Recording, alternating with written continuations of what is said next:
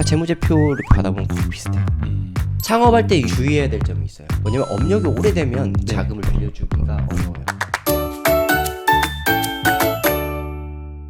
나의 신용관리라고 하면은 나의 정말 신용 등급도 신용 등급이고 기업의 매출 또한 신용 등급이라고 이야기를 해요. 그래서 이렇게 시즌 때마다 관리되지 않으면 그게 계속 연장이 됩니다. 네. 자, 두 번째 아까 전에 이야기했을 때 담보 제공이라는 걸 이야기했잖아요. 네. 많은 기업들이 담보 제공을 활용한 대출을 많이 이렇게 전략을 구사하지 못해요. 대출이 필요한 기업들에게 많은 컨설턴트들이 연구소 벤처를 아직까지 이야기해요. 네. 뭐냐면 성적이 좋지 않은 사람한테 서울대라는 걸 이야기해가면서 너 봉사활동 점수랑 자격증이랑 영어에 대해서 강조를 한들 성적이 좋지 않은 학생은 서울대 갈 수 없잖아요. 그렇죠. 기본적인 건 성적이죠. 맞아요. 그래서 재무제표가 좋은 걸 기준으로 그 다음에 스펙이 연구소 벤처지 대출 입구로 연구소 벤처는 아니라는 이야기고요. 두 번째 담보 제공해라 라고 얘기하는 건 뭐냐면 고만한 매출과 고만한 매입은 오랜 업력을 경험해본 대표님들은 아실 거예요. 다 재무제표를 받아보면 거의 비슷해요. 매출은 늘 같고 이득도 늘 같고 네, 네. 세금도 늘 고만고만해요. 근데 작년에 대출도 썼어. 올해 안 나오겠지라고 얘기해요. 그래서 시선 파트너즈가 이 담보라는 것들을 많이 설득을 해서 실제 후순위 담보 대출 통해서 자금의 한도나 이런 것들을 더 만들어요. 자금이 있으면 예를 들어서 철을 깎는 업체 같은 경우에 철을 많이 사면 네. 할인해 주겠지. 그럼요. 많이 돈 사면. 있다는 건 세일할 때 살 수 있다는 거잖아요. 그쵸. 박스 관련된 업체들은 박스 값이 원가가 오를 때 대량으로 매입을 통해서 이득을 발생시키는 경우들도 있어요. 그래서 우리 기업들이 담보라는 걸 유기적으로 잘 활용하는 것들을 좀 해보셨으면 좋겠습니다. 그래서 집에 있는 돈을 갖다 쓰면 끝이에요. 전략적으로 활용하자는 거죠. 두 번째, 시간을 벌어라. 뭐냐면 안 되는데 억지로 하는 게 아니라 실제로 팩트를 조금 매출이라는 거, 나의 재무 비율, 신용 개선 이런 것들을 팩트를 잘 체크해서 시간을 갖고 이제부터 2023년도 만들어야 네. 2024년도 활용할 수 있지 않습니까? 그렇죠. 뭔가 달라지겠죠. 그렇죠. 그래서 시간을 반드시 벌어서 재무 전략 충분히 세우셔야 됩니다.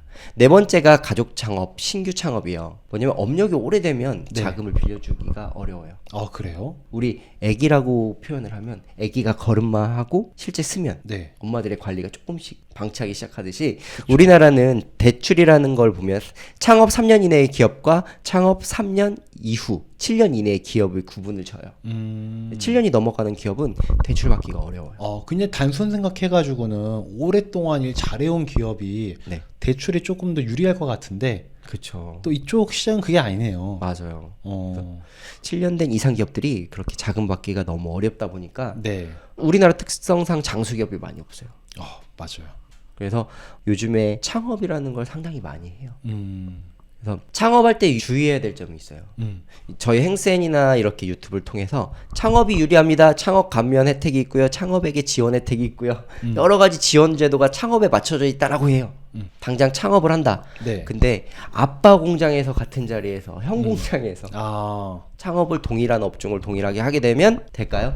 안 될 것 같아요. 맞습니다. 안 돼요. 지역을 다르게 한다던가 위치를 다르게 한다던가 똑같이 사업의 연장으로 보면은 이건 창업으로 보지 않아요. 원래 아빠가 하던 공장 위에다가 아들이 한다고 하면은 그거 이어받아서 했겠네. 네. 이건 사실상 창업이 아니지 승계지. 맞아요. 이렇게 보일 것 같긴 해요.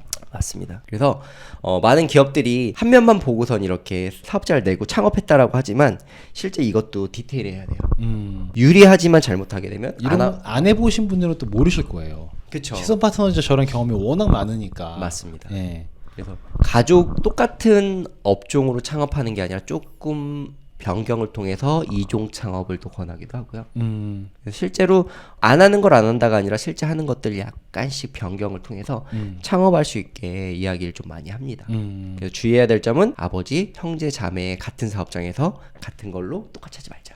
자, 어제까지 안 나온 대출 내일 나올까요? 안 나오죠. 안 나옵니다. 절대로 안 나와요. 네.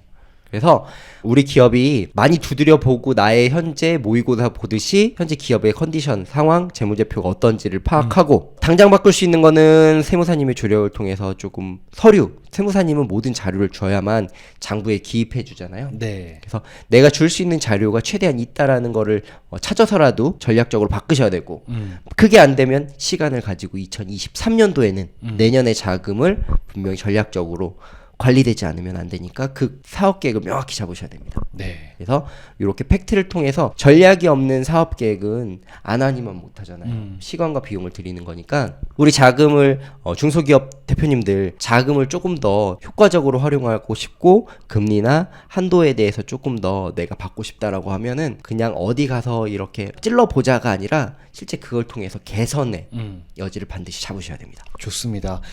아마 우리 사장님께서 보시면서 뭔지는 알겠다. 근데 혼자 막 하려니까 막막하네. 이런 마음들이 아시죠? 그런 마음 많이 느끼시는 거. 맞습니다. 네, 그런 경우에는 저희 행센에 연락 주시면 정재훈 이사님부터 성심성의껏 도와드리는 서비스를 진행을 해주고 계시니까요. 그러려고 저희 행센과 시선 파트너즈가 함께하는 거 아니겠습니까? 그렇죠. 네, 사장님들께 도움이 되어 드릴 수 있는 존재가 되기 위해서 늘 불철주야 노력을 하시는 분들이니까요. 연락 주시면 간단한 것들은 다 편하게 도와주실 거죠. 당연히 도와드려야죠. 좋습니다. 나중에 또 도와드리다가 뭐 청구할 게 있으면 또 정당하게 또 청구하실 테니까 그때 맞습니다. 선택하시면 되는 거고. 맞습니다. 좋습니다.